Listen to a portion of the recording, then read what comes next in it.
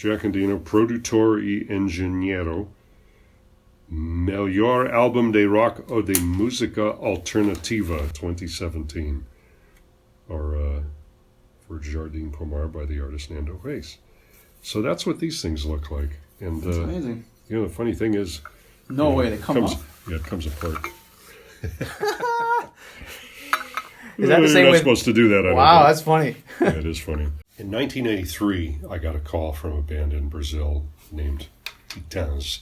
We know that you can make a rock record with loud guitars, and that's the kind of record we want to make. Will you come to Brazil and make a record like that for us? And I said, trip to Brazil, sure.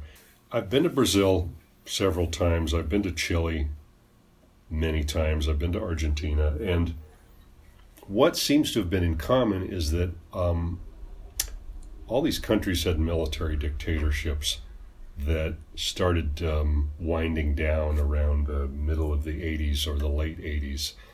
And these were kind of controlled societies where, you know, the music that was available to them on you know, commercial radio, and of course this was before the internet, was kind of controlled.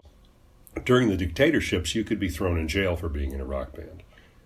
So there was a lot of danger associated with playing rock and roll during the dictatorships. All you could hear was the safe stuff, you know, the culturally approved local pop music, and maybe, you know, your Beatles and Stones and some classic rock and that sort of thing. And when these various dictatorships fell, the young people suddenly had the whole history of pop, you know, the whole history of rock and roll suddenly was available to them.